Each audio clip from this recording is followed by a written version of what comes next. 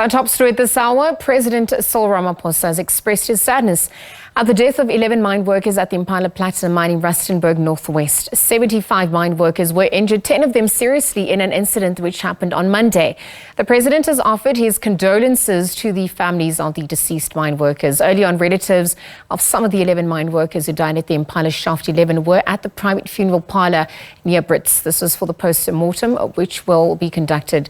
The mine workers died at Impala Shaft 11 in Rustenburg following the falling of a window rope on Monday afternoon. The rope is connected to the personnel conveyance that hoists employees up and down the shaft. 75 others were injured, 10 of them critically, and admitted to private hospitals within the area. The post-mortem is expected to be concluded today.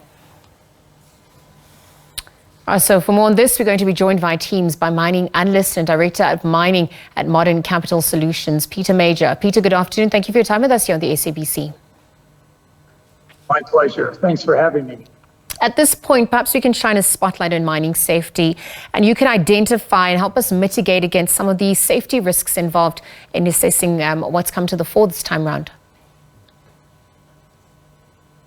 Sorry, repeat that question. I was just asking for you to help us identify some of the risks associated with mining safety and really how we begin to mitigate against it. Okay. Look, as soon as you're going underground, your immediate risk that everybody can see is the rock above you. And falls of ground do account for about 40% of fatalities in South Africa. It probably is close to that percentage for accidents. I don't think it's that high. But this is a man-made accident. It's a man-made device, a mechanical device. And men are probably more vulnerable when they're in that cage than any other time because they're totally dependent on the safety of the cage. They can't get in or out once that thing is moving. A lot of it's automatic. And this is just such a freak accident because the cable didn't break, the power didn't give out, but for some reason, the drum just started turning the other way. It's like the transmission went the other way or the brakes didn't work. Peter? It's just inexplicable, yes? Well, thank you. Thank you for that context, because I actually wanted to then look at the roles of the various regulatory structures, the Mine Health and Safety Act, the council, the action plans, the qualifications, and the role that they've played in ensuring, that this space is regulated and some of the gaps that still remain at this point, from your vantage point. I'll be surprised to hear that there are any gaps, because this is the most important piece of equipment on the mine, because men's lives depend on it every minute, every hour, every day, 7 days a week. This is probably the most inspected, signed off piece of equipment on any mine, and everybody takes it serious. And I don't want to think for a second there was any sabotage involved here. I don't even want to think there was negligence here, because the books have to be signed, stamped, dated, who inspected it, when it was inspected, what was inspected on it. And, there's a plethora of regulations on the mine. If anything, the mines are over-regulated. They have too many contradictory rules and regulations.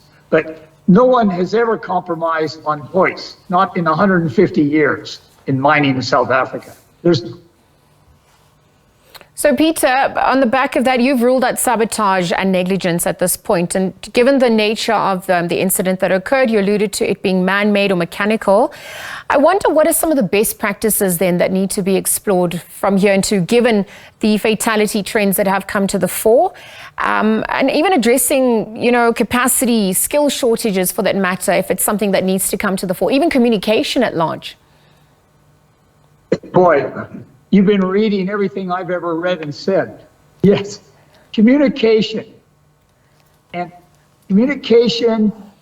working together.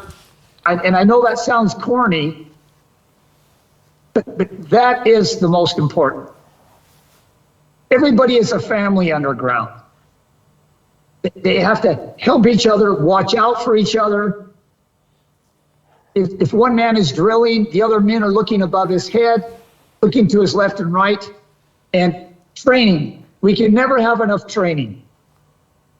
But as the unions have pointed out, and the management have pointed out, the most safety emanates from the individual. You can send him on training courses. You can write books of regulations. If the individual doesn't want to do his job or act safe, he's going to be in a risky position. Now, this was not the miners' faults here. Was it management's fault? Was it an engineer's fault? But we can categorically say none of the men in that cage had anything to do with this. I can't believe they're going to find otherwise. But I would say half the normal accidents we see on mines, had men been adhering to training, communicating, rules and regulations, we could cut our accident rate in probably close to half. All right, so then, Peter, just really where to from here, just given what's happened, what do you think the options are available for the miners, their families, obviously, that, have been affected through injury or even, obviously, those who've tragically passed?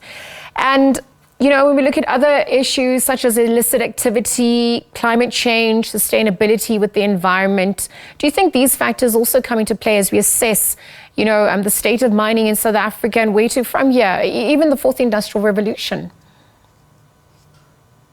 All those factors play a role, and it should benefit mining underground positively as opposed to more open pit, because the surface operations on the whole generate a lot more carbon emissions, a lot more pollution than they do if they were underground. And this is a trade-off the world's going to have to make. Underground is more risky than surface, but it does 10 times less damage. And so maybe we're not hurting men on the surface by mining, but if we're devastating the water course, the environment, if we're generating huge emissions of CO2, maybe that's killing people and wounding them, but it's off the mine property and not immediately seen. All right, Peter, let's leave that conversation there for now. I think we're losing you, having some technical issues, but we've got the gist of it. And thank you for your time at the SABC at this hour, weighing in. Peter Major, joining us via Teams, mining analyst, in fact, and also director of Mining and Modern Capital Solutions, really just looking at some of the issues within mining and how to improve the health and safety standards and, the implications of some of the incidences that have occurred, looking at the best practices for mining safety going forward. And I'm just looking at the role of climate change, sustainability, the environment, and technology and innovation as we assess where to from here at large.